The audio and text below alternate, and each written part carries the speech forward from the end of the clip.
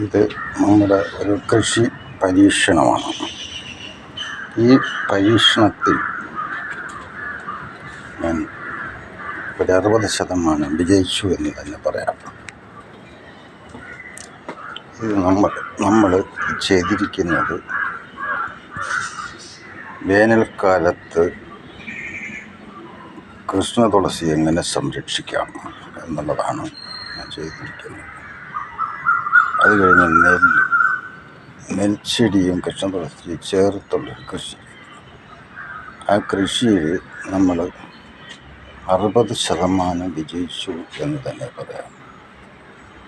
ഇതിങ്ങനെ ചെയ്തു കഴിഞ്ഞാൽ നമുക്ക് വീടിൻ്റെ ഗേറ്റിൻ്റെ 2 സൈഡിലും ഇത്തരത്തിലൊരു അലങ്കാരത്തിനായി ഇത് ഉപയോഗിക്കാം. ഇത് വലിയ ഒരു പണച്ചെലവൊന്നും ഉള്ള ഒരു സംഭവം അല്ല. ഇത് നമ്മൾ ചെയ്യുന്നതെന്ന് പറയുന്നത് ചാണകപ്പൊടിയും മണ്ണും ചാരവും ചേർത്തിളക്കി ചട്ടിയുടെ അരഭാഗത്ത് ഇതേപോലെ ചട്ടിയുടെ അരഭാഗം ഈ അരഭാഗത്ത് മാത്രം ഇതുവരെ മാത്രം മണ്ണെണ്ണ വയ്ക്കുക. നിറച്ചതിന് ശേഷം വിത്തിട്ട് ആ വിത്തിൻ്റെ മീതെ ചാണകപ്പൊടിയും ചാരവും കൂടി ചേർത്ത് നമ്മൾ വെള്ളം നനച്ച് കൊടുക്കുമ്പോൾ അത് കിളിർത്ത് വന്നോളും. ഇതിപ്പോൾ 60 ദിവസം പ്രായമുള്ള നെൽച്ചെടിയാണ്. ഇത്തരത്തിൽ ചെയ്താൽ നമുക്ക് വീടുകളിൽ അലങ്കരിക്കുന്നതിന് വേണ്ടി ഇതിൻ്റെ കതിർക്കുലകൾ നമുക്ക് ഉപയോഗിക്കാവുന്നതാണ്. അപ്പം ഇത്തരത്തിലുള്ള കാഴ്ച എന്ന് പറയുന്നത് പഴയ കാലത്തെ ഓർമ്മിപ്പിക്കുന്നതിന് വേണ്ടിയാണ്. എന്നെ ഇത്തരത്തിൽ ചെയ്യാൻ പ്രേരിപ്പിച്ച പ്രധാനമായ ഒരു ഘടകം എന്ന് പറയുന്നത്, ഞാൻ പണ്ട് ഒരു കർഷകനായിരുന്നു. ഇന്നെനിക്ക് സ്ഥലമൊന്നും എനിക്ക് സ്വന്തമായില്ല.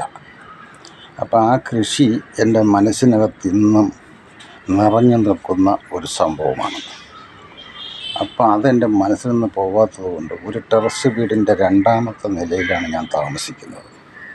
എനിക്ക് ആ കൃഷി എൻ്റെ മനസ്സിൽ നിന്ന് പോകാത്തത് കൊണ്ടാണ് ഞാൻ ഇത്തരത്തിൽ ചെയ്യുന്നത്. ഒരു വയലെങ്ങനെ ക്രിയേറ്റീവ് ചെയ്തെടുക്കാം എന്നതിനെക്കുറിച്ച് ചിന്തിക്കുകയും അതനുസരിച്ച് ഞാൻ ചെയ്യുകയുമാണ് ചെയ്തത്.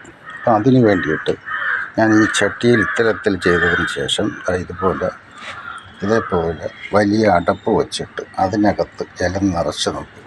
ഇങ്ങനെ ചെയ്യുമ്പോൾ ഈ ജലം നെൽച്ചെടിക്ക് ഇഷ്ടം പോലെ ജലം അതിൻ്റെ അലക്കിട്ട് താഴേറ്റത്തിൽ ഹോൾ കൊടുത്തിട്ടുണ്ട്.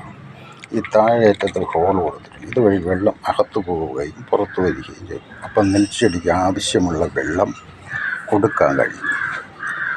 അത് കഴിഞ്ഞതിന് ശേഷം ഇങ്ങനെ വയ്ക്കുന്ന ആ അടപ്പുകളിൽ കൊതുക് മുട്ടയിട്ട് പെരുകാതിരിക്കുന്നതിന് വേണ്ടി നമ്മൾ നല്ലതുപോലെ ചാരം ഇട്ട് കൊടുത്തിട്ടുണ്ട്. ഈ ചാരം ഇട്ട് കൊടുക്കുമ്പോൾ ഇതിനകത്ത് കൊതുക് മുട്ടയിട്ടാൽ അത് പെരുകാൻ സാധ്യത കുറവാണ്. അപ്പോൾ അത്തരത്തിലാണ് നമ്മളിത് വയൽ സൃഷ്ടിച്ചിരിക്കുന്നത്. വയലിൻ്റെ സൃഷ്ടി പോലെയാണ് ചെയ്തിരിക്കുന്നത്. അത്തരത്തിൽ എപ്പോഴും വെള്ളം കിട്ടുന്ന വിധത്തിലാണ് ചെയ്തിരിക്കുന്നത്. ഇത്തരത്തിൽ ചെയ്യുമ്പോൾ നമുക്ക് ഒരു കാണാൻ പ്രത്യേകമായൊരു കാഴ്ച, പഴയ കാലത്ത് ഓർത്തെടുക്കാം, കുട്ടികൾക്ക് കാണിച്ചു കൊടുക്കാം, അവർക്കിതിനെക്കുറിച്ച് പഠിപ്പിച്ചു കൊടുക്കാം, അവരിതിനെക്കുറിച്ച് കൂടുതൽ അറിവ് നേടും. അവരും ഇത്തരത്തിൽ ചെയ്യും.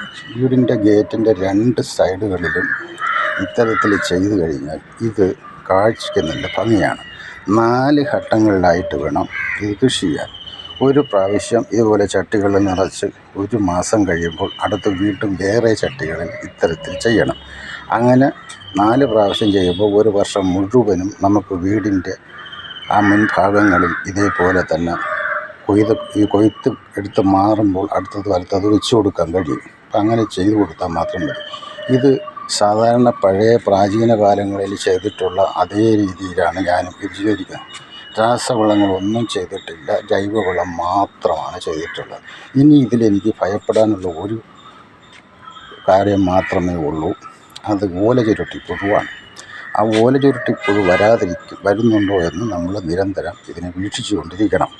അപ്പോൾ വീക്ഷിച്ചുകൊണ്ടിരിക്കുമ്പം ഓല ചുരുട്ടിപ്പുഴു ഉണ്ടെങ്കിൽ ഒന്നുകിൽ അതിനെ മുറിച്ച് കളയുക, അല്ലെന്നുണ്ടെങ്കിൽ നമ്മൾ തൊടലി മുള്ള് എന്ന് പറഞ്ഞ പഴയ ആൾക്കാർക്കറിയാം. അത് കൊണ്ടുവന്ന് ഈ നെല്ലിൻ്റെ ഇടയിൽ ഇങ്ങനെ ഇട്ട് അതിങ്ങനെ വലിച്ചു മാറ്റി കൊടുക്കുമ്പോഴത്തേക്ക് ഈ ഓല ചുരുട്ടിപ്പുഴു ആ ഓലയ്ക്കകത്തുനിന്ന് പുറത്ത് ചാടുകയാണെന്നുള്ളിൽ കുറേയൊക്കെ നമുക്ക് ഒന്ന് നശിപ്പിച്ച് കളയാനാണ്. അപ്പം നമുക്ക് കീടനാശിനികളൊന്നും ഉപയോഗിക്കാതെ തന്നെ ചെയ്യാം. പിന്നെ വേണമെന്നുണ്ടെങ്കിൽ വെളുത്തുള്ളി നമുക്ക് നല്ലതുപോലെ ചതച്ച് റെഡിയാക്കി അതിനെ അരിച്ചെടുത്ത് ആ വെള്ളം സ്പ്രേ ചെയ്ത് കൊടുക്കാവുന്നതാണ്. ഇത്തരത്തിൽ ചെയ്യുമ്പോൾ ഇത് നമുക്ക് നല്ല ഒരു കാഴ്ച, നല്ല കണ്ണിന് കുളിർ. ഇതിനെ പരിപാലിക്കുന്ന സമയത്ത് നമുക്ക് മനസ്സിന് വലിയ സന്തോഷമാണ്. പഴയ കാലത്തെ ഓർമ്മകൾ നമുക്ക് വരികയും കണ്ണിന് കുളിർമയും മനസ്സിന് സന്തോഷവും ശരീരത്തിനൊരു മാനസികമായൊരു ആരോഗ്യവും ലഭിക്കുന്ന ഒരു കൃഷി രീതിയാണത്. ഇത് എല്ലാവർക്കും പരീക്ഷിക്കാവുന്നതാണ്. ഒരുപാട് പണച്ചെലവൊന്നും ഉള്ളതല്ല. തുച്ഛമായ പൈസയ്ക്ക് നമുക്ക് ഇത്തരത്തിൽ ചെയ്യാം. കൂട്ടത്തിൽ നമുക്ക് വേണമെങ്കിൽ മറ്റ് കൃഷികളൊക്കെ ഇതിൻ്റെ സൈഡുകളിൽ നമുക്ക് വയ്ക്കാവുന്നതാണ്. ഇങ്ങനെ സൈഡുകളിലൊക്കെ വയ്ക്കുമ്പോൾ അതിന് കുറേ കൂടും, ഭംഗി കൂടും. പക്ഷേ ഇത് നമുക്കൊരിക്കലും 4 ഘട്ടങ്ങളിലായി 30 ദിവസത്തെ ഇടവേളകളിലായി കൃഷി ചെയ്ത് കഴിഞ്ഞാൽ ഒരിക്കലും നമുക്ക് വീടിൻ്റെ ഫ്രണ്ടിൽ മുൻഭാഗങ്ങളിൽ ഇതിങ്ങനെ മാറ്റി മാറ്റി വെച്ച് കൊടുക്കാൻ കഴിയും.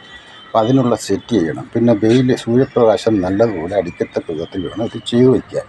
അങ്ങനെ ചെയ്യുമ്പം അതിന് കൂടുതൽ ഇതാകും. ഇതിൻ്റെ ഈ സെൻറ്റർ ഭാഗത്താണ് ഞാൻ വളം പ്രയോഗിക്കുന്നത്. വളം പ്രയോഗിക്കുന്നത് ഈ സെൻറ്റർ ഭാഗത്തായിട്ടാണ്. ഈ ഭാഗത്ത് വളം നിറച്ചിട്ടുണ്ട്, അത് ചാരമാണ്. പിന്നെ കൊടുക്കുന്നത് മൊത്തം ചാരമാണ്. അത് എല്ലാത്തിലും ഫ്രണ്ടിൽ ഞാനിങ്ങനെ ചാരം കൊടുത്തിട്ടുണ്ട്. അവിടെ വെള്ളം ഒഴിച്ചു കൊടുക്കുമ്പോൾ അത് ചെടിക്ക് ഇഷ്ടം പോലെ എടുക്കാൻ കഴിയും. അതിന് വേണ്ടിയാണ് അങ്ങനെ ചെയ്യുന്നത്. എല്ലാ ചെടികളിലും ഞാൻ അങ്ങനെ അത്തരത്തിൽ ചെയ്തിട്ടുണ്ട്. പിന്നെ കൃഷ്ണ തുളസി ഇതിൽ ചെയ്തിരിക്കുന്നു എന്ന് പറയുന്നത് ഒരു കൃഷി നഷ്ടപ്പെട്ടാൽ മറ്റൊരു കൃഷി അവിടെ ഉണ്ടാവും എന്നുള്ളതാണ്. പിന്നെ ഈ കൃഷ്ണ തുളസി എല്ലാം ഇപ്പോൾ പൂവിട്ടിട്ടുണ്ട്. ഈ പൂവിട്ട് നിൽക്കുകയാണ്. വേനൽക്കാലത്ത് ഇത് നഷ്ടപ്പെട്ടിട്ട് പിന്നെ ഒരു 3-4 മാസത്തേക്ക് കൃഷ്ണ തുളസി കാണില്ല. അപ്പോൾ അത് നമുക്ക് അങ്ങനെ വരാതിരിക്കാൻ വേണ്ടിയാണ് ഇത് മരുന്നാണ്, നല്ലൊരു ഔഷധ ഗുണമുള്ള മരുന്നാണ്. അതിന് നമുക്ക് നിരന്തരം നമുക്ക് ആവശ്യമുള്ള സമയങ്ങൾ എടുക്കുന്നതിന് വേണ്ടിയാണ് ഇത്തരത്തിൽ ചെയ്തിരിക്കുന്നത്. എനിക്കിതിന് വേണ്ടിയിട്ട് നിങ്ങൾ ലൈഫൊന്നും ചെയ്യണ്ട. ഇത് നിങ്ങൾക്ക് ചെയ്യാൻ കഴിയുമെങ്കിൽ ചെയ്താൽ നമുക്ക് നല്ല മാനസികവും ശാരീരികവുമായ ഒരു ആരോഗ്യസ്ഥിതി ഉണ്ടാക്കിയെടുക്കാൻ കഴിയും.